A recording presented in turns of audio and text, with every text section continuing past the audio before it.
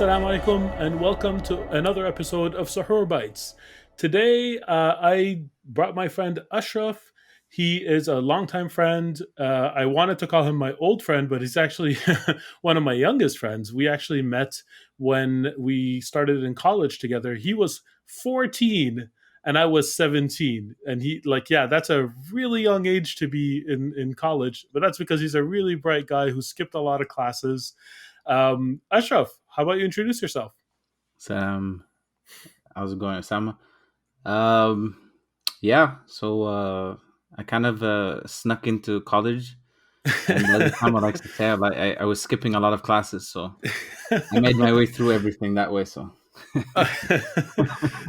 So, Ashraf, we've had a lot of iftars together. I have some very fond memories of iftars together. Do you have any iftars that stick out for you? Any Ramadan memories that you want to share with our listeners?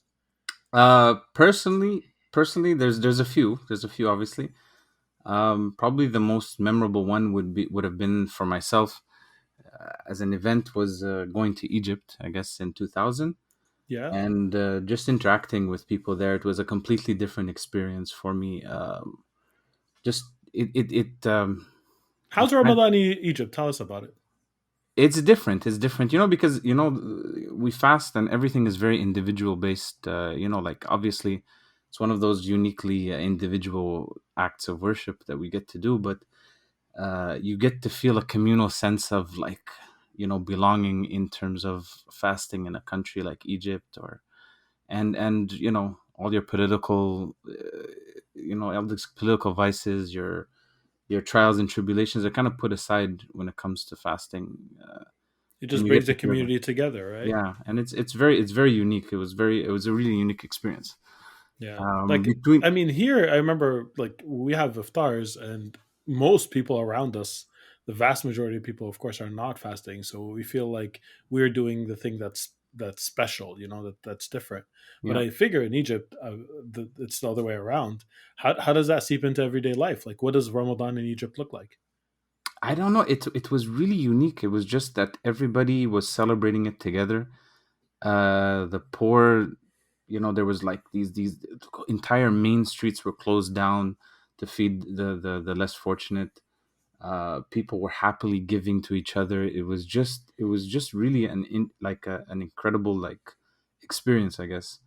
Yeah. And yeah, so but when I came back, it was kind of like some energy that kept you going to just kind of, like, interact with people on a human level. I think sometimes, like, as Muslims, we kind of look at things and, do this, do that kind of, uh, basis, and there's just a heart I to, can to I what can we do. attest to that. Like you when you went to Egypt, you came back and brought a little bit of Egypt with you.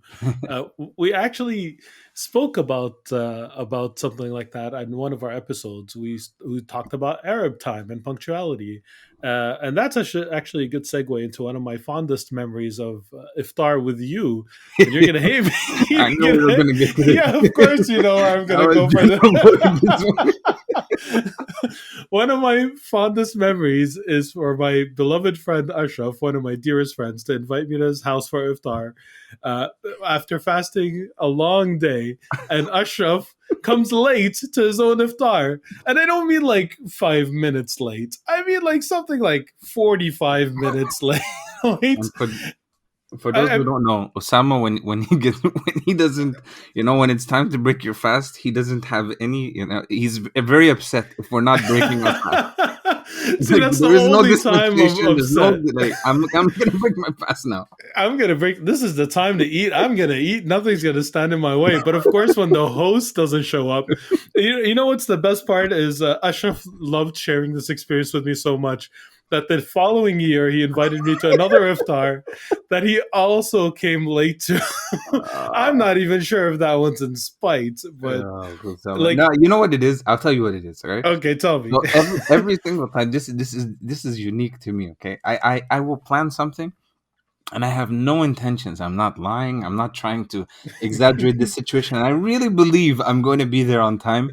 And just every single time, something this just is It's not just you. It's not you to you. This is Arab time, and yeah, we did notice a big difference. As soon as you went to Egypt, you came back more relaxed. Yeah, that's Yeah, it's all good. And of course, you're not on trial here. You don't have to explain yourself. no, no. But it was that. That's probably one of the more the funner times. You know, Yeah. my most memorable times with you for iftar is as soon as to break our fast comes, Osama's ready to like. Okay, if we're not eating, I'm choosing. You know, a McDonald's now. Yeah, I don't. Yeah, that's I don't really care where like what we're eating at that point. We're eating. Like the time came. I mean, I don't do very well when I'm hungry. It's all good. Thankfully, I don't have to be very hungry all the time anymore. Alhamdulillah. Thankfully for us, Yeah, for like all us all. yeah, yeah, yeah. So yeah, that's it. Thank you for joining us, Ashraf. Thank you Really for having me, appreciate it. Sam, man. Thank you for having me. Assalamu alaikum and Ramadan Kareem, everyone. Ramadan Kareem, Sam.